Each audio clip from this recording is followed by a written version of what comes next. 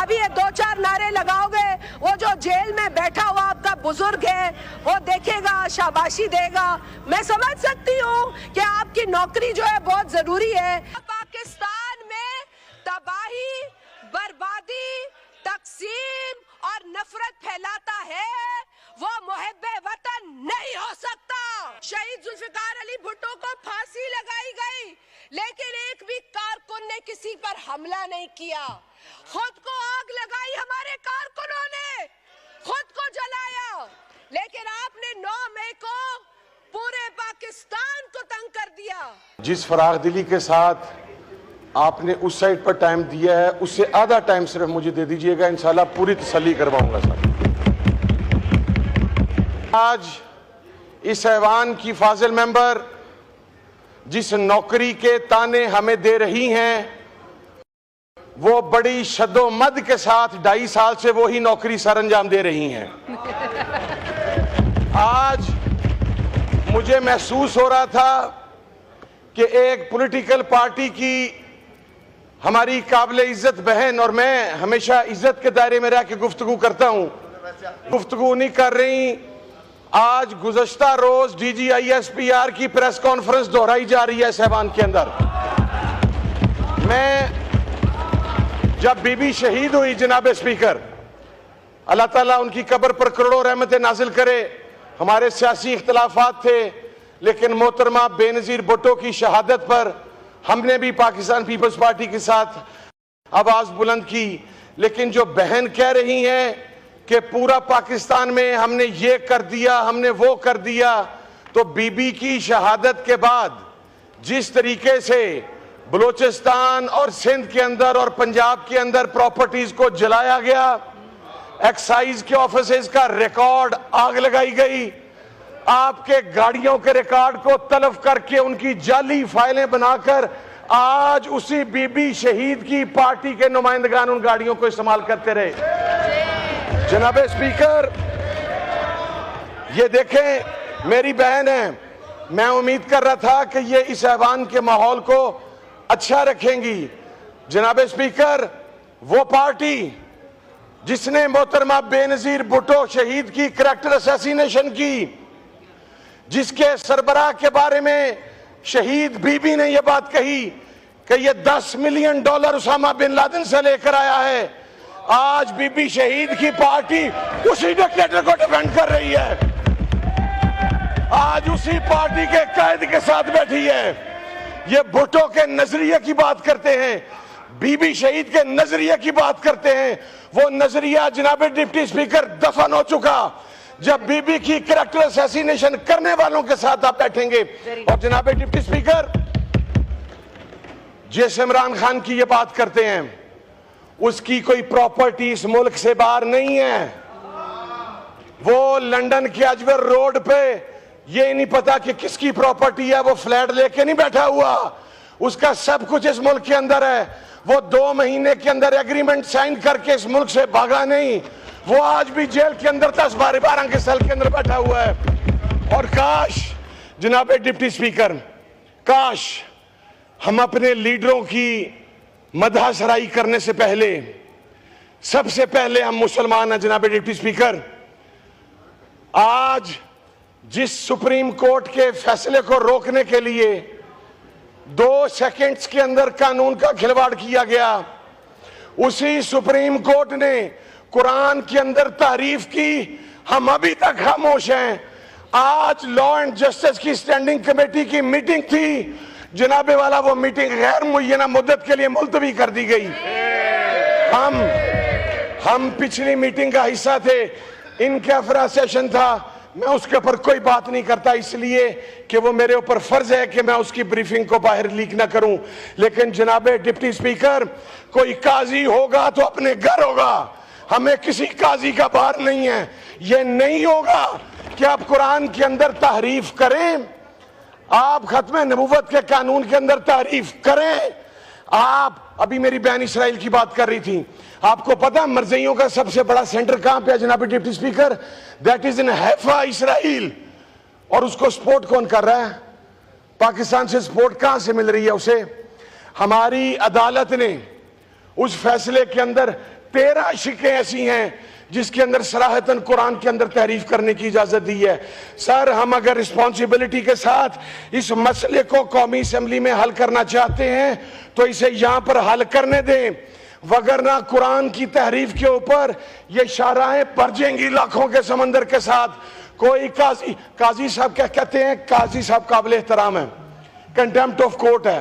سر سب سے پہلے اس ایوان کی کنٹیمپٹ ہے، کنٹیمپٹ آف کورٹ بعد کے اندر ہے، اور اسلامک ہسٹری کے اندر جورسپروڈنس کے اندر کنٹیمپٹ آف کورٹ کا کوئی کانسیپٹ نہیں ہے. وہ قاضی اگر کسی اور بات پر جواب دہ ہے تو وہ اس بات پر بھی جواب دہ ہے کہ اس نے قرآن کے اندر تحریف کی ہے. اور اس کے اوپر یہ ہمارے ایوان کے مولانا عبدالغفور حیدری صاحب اتنے سینئر ممبر ہیں، یہ یہاں پر موجود ہیں، علی محمد صاحب میرے بھائی موجود ہیں. سر کو بتائے گا کہ وہ لا اینڈ جسٹس کی پبلک وہ اس کی میٹنگ کب ہوگی؟ اگر وزیر قانون صاحب اس کا آج ہی اعلان نہیں کرتے سر، تو سر میں پھر یہ سمجھتا ہوں کہ قاضی صاحب کے اس فیصلے میں موجودہ حکومت شامل ہے.